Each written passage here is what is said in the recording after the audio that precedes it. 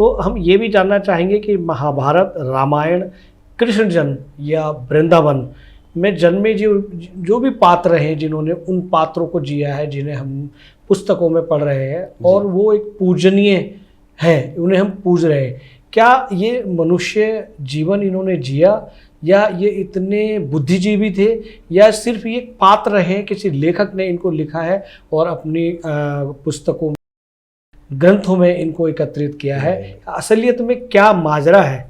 नहीं जी, देखिए पात्र तो ये बिल्कुल नहीं है ये बिल्कुल आप ये कह लीजिए एक ज़माने के भारत के सुपर हीरोज है ये, क्योंकि ये वो लोग थे जिन्होंने चीज़ों को काफ़ी बारीकी से समझा। इन्होंने उन सब चीज़ों पे, जैसे श्री राम ने वनवास का रास्ता चुना, तो इन्होंने उन सब चीज़ों को समझा कि हाँ, राजमहल ये सब कुछ नहीं है। मतलब इन्होंने उस चीज़ को समझ लिया कि सत्ता सिर्फ सुख भोगने का साधन नहीं है, सत्ता के साथ एक कर्तव्य आता है, और उस कर्तव्य का निर्वहन यदि हम ठीक से कर रहे हैं तो ही आने वाली पीढ़ी हमें याद रखेगी। आज 5000 7000 साल हो गए, हम क्यों उनके बारे में चर्चा कर रहे हैं? यदि ये पात्र होते कब के भुला दिए होते। अलिफ लैला के बारे में तो कोई बात नहीं करता, हातिम के बारे में कोई बात नहीं करता, बातें इनके बारे में क्यों हो रही है? क्योंकि पात्र नहीं थे, उन्होंने सच में उनके अचीवमेंट्स हैं, उनकी उपलब्धियां हैं उस जमाने के हिसाब से, तो ये कहना तो बिल्कुल गलत बात होगी। हाँ, जहाँ तक बात ईश्वरवाद की आ जाती है, तो भारत में एक और चीज़ कही जाती है, वाजपेयी जी की मैं बात कर रहा था, वाजपेयी जी को कहा जाता था कि ये 20वीं सदी के आजाद शत्रु है।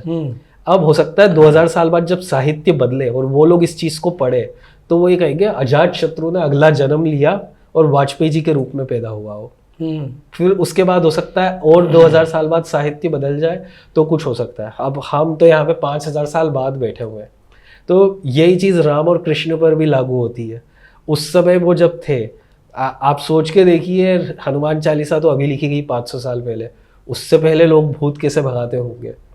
तो जाहिर सी बात है ये सब बाद में बनाई गई चीज़ें। जब लोगों ने समझ लिया राम और कृष्ण के आज को हम फॉलो नहीं कर सकते ठीक से, उनके बनाए रास्तों पर नहीं चल सकते, तो क्या उसका सॉल्यूशन निकाला जा सकता है?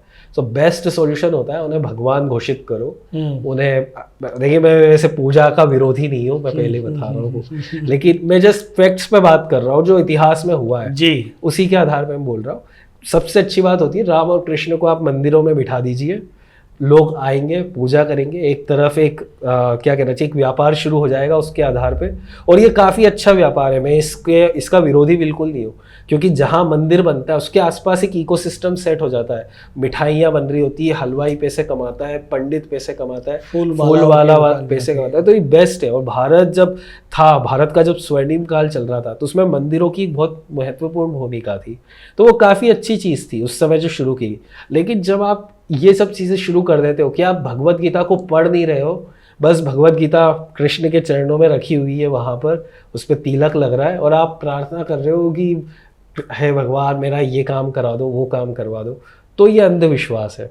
और ये इसी चीज़ का विरोध कृष्ण भगवान ने किया था। और ये चीज़ होती है जब आप किस लोगों के विश्वास का, आस्था का यदि आप विरोध करते हैं, तो जो चीज़ होती है तो समाज आपको नकार देगा या वो आपको भगवान बना देगा। तो वही चीज़ राम और कृष्ण के साथ हो गई। दुर्भाग्यवश जनता नहीं चाहती थी कि उनके बनाए पग चिन्हों पर चला जाए। एक राजा क्यों चाहेगा कि मैं एक ही पत्नी रखूं, मैं राम की तरह ही रहूं बिल्कुल। सीता का हरण हो, राम की जगह कोई दूसरा राजकुमार होता, सीता हरण के बाद वो दूसरी किसी लड़की को देखना शुरू कर देता, या हो सकता है वो शूर्पणखा का प्रस्ताव उसी समय एक्सेप्ट कर लेता। तो ये चीज़ हो सकती थी, पर राम ने ऐसा कुछ किया नहीं, और ये करना बहुत भारी काम है जो राम ने किया। तो बेस्ट ऑप्शन यही है कि घोषित करो राम तो भगवान थे इसलिए उन्होंने ऐसा किया, मैं थोड़ी ना भगवान, मैं तो यही। क्या बात है, क्या बात है। ये हुआ है ईश्वरीकरण, उनका जबरदस्ती करके उनके साथ अन्याय किया गया। जबकि ईश्वर तो कहे कि मनुष्य अगर उनकी राह पर चलता है तो वो हमेशा सकारात्मक रहेगा और समृद्ध रहेगा, लेकिन वो कठिन यात्रा है जीवन की, इसलिए नहीं चल पाते, इसलिए उन्हें भगवान घोषित कर दिया। हालांकि उसमें कोई बुराई नहीं है, आप भगवान घोषित करो, मंदिरों में रखो, लेकिन सबसे बड़ी बात यह है कि यदि आप राम को सामने रख रहे हो और रामायण का आपको कोई ज्ञान ही नहीं है, रामायण आप पढ़ नहीं रहे हो, तो फिर वो निरर्थक है। और रामायण पढ़ना भी, मतलब मैं पन्ने पलटने की बात नहीं कर रहा हूँ, चीज़ें समझ में आनी चाहिए वो सारी, कि क्या राजनीतिक परिदृश्य उस समय के भारत में थे, किस आधार पे सबने अपने अपने निर्णय लिए, और अब 2024 के भारत के हिसाब से हमें क्या सोचना है, क्या। जी जी जी जी। ऐसा भी कहा जाता है कि भगवान कृष्ण को मैनेजमेंट गुरु की संज्ञा दी गई है। बिल्कुल। ये किस तरह से? सबसे बड़े मैनेजमेंट गुरु, क्योंकि सच में वही है, और खासकर कि यदि मतलब मैं उन्हें विदेश नीति का जनक भी कह दूं अंतर्राष्ट्रीय स्तर में, तो उनसे अच्छा व्यक्ति कोई नहीं हो सकता उस चीज़ में, क्योंकि हर चीज़ उन्होंने प्रॉपर ढंग से चीज़ों को समझा है, कभी भावनाओं में नहीं बहे। जब उन्होंने देखा जरासंध मथुरा पे आक्रमण कर रहा है, दिक्कतें आ रही है, और आगे चल के सबसे बड़ी चीज़ ये कि जरासंध सबसे बड़ी समस्या नहीं रहेगा, आने वाले समय में भारत की समस्या होगी हस्तिनापुर की जो आंतरिक लड़ाई है वो। तो हम जरासंध से उलझे रहेंगे या हस्तिनापुर को संभालेंगे। इसलिए उन्होंने कहा कि सबसे पहले यादवों को सही जगह पे लाना ज़रूरी है, ताकि यदुवंशी सबसे पहले सही सलामत रहे। तो उन्होंने इसलिए निर्णय लिया कि ठीक है, मथुरा छोड़ते, जाकर द्वारिका बसाई अपनी, अलग एक वो कर लिया। मथुरा वापस जब जरासंध ने भी कब्जा हो गया मथुरा पे, जरासंध भी उसके बाद मतलब एक खाली हाथ ही लौटा, क्योंकि उसने भी ये सोचा था कि ठीक है, अब द्वारका तो मैं आक्रमण कर नहीं सकता, चारों तरफ समुद्र से घिरी हुई है, मथुरा पे कब्जा हो गया है, अब क्या करूं। तो वो कहीं ना कहीं उसको बिना युद्ध लड़े कैसे हरा सकते जरासंध को, तो वो ऐसे हरा दिया उन्होंने उसको। क्या बात। जरासंध हमेशा बैठा रह गया कि ठीक है, मथुरा है मेरे पास, तो अब क्या करूं उसका। आप इमेजिन करिए कि भारत अगर एक खाली किसी द्वीप पे कब्जा कर ले, तो उसका आपके मेरे जीवन पे क्या असर पड़ा। सही बात है, सही। तो वो चीज हो गई है काफी। तो ये जो मैनेजमेंट था कृष्ण का समझने का, जबकि मथुरा उनकी जन्मभूमि है, चाहते तो एक इमोशनल अटैच कर सकते थे, जैसे भारत के पुराने राजाओं ने किया, और सजा आज तक हम भुगत रहे हैं उसकी। बिल्कुल। तो वो गलतियां कृष्ण भगवान ने नहीं की, और इसीलिए वो मैनेजमेंट गुरु है। क्या बात है, क्या बात है। परख जी बहुत अच्छी जानकारी हमारे दर्शकों को दे रहे हैं, बहुत अच्छा लग रहा है, हमें भी प्रसन्नता हो रही है। हम आगे बढ़ते हैं कि अभी हाल ही में कोलकाता में एक हादसा हुआ है, एक महिला डॉक्टर को उसके साथ में गलत कृत्य किए गए हैं और उसकी हत्या की गई, और पूरे देश में इसका असर पड़ा है। हड़तालें हो रही हैं, डॉक्टरों ने हड़ताल की है, हालांकि ये हड़ताल ख़त्म हो चुकी है, लेकिन हुई है। इससे हजारों लाखों तीमारदार और मरीज परेशान हुए हैं। ऐसे हादसे हर 6 महीने या 1 साल में देश के कोने में कहीं भी किसी भी राज्य से कुकुर मुत्ते की तरह उग जाते हैं, निकल आते हैं। ऐसा क्यों होता है और इन पर अंकुश क्यों नहीं लगता? ये देखिए बहुत गंभीर समस्या है ये जी। ये मैं क्योंकि जब निर्भया कांड हुआ था दिल्ली का, वो भी पहला तो नहीं था, उससे पहले से काफी जुड़े, बट वो पहला केस था जो रिपोर्ट हुआ प्रॉपर्ली, जिस पर सरकार ने भी एक्शन लिया था।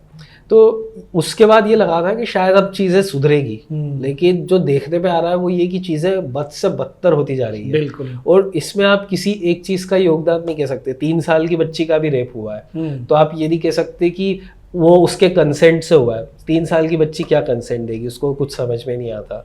एक केरल में एक फादर ने एक नन के साथ किया, तो अब आप ये नहीं कह सकते कि कपड़ों के आधार पे हुआ है। वो नन पूरा कपड़ा हमेशा पहन के रहती है।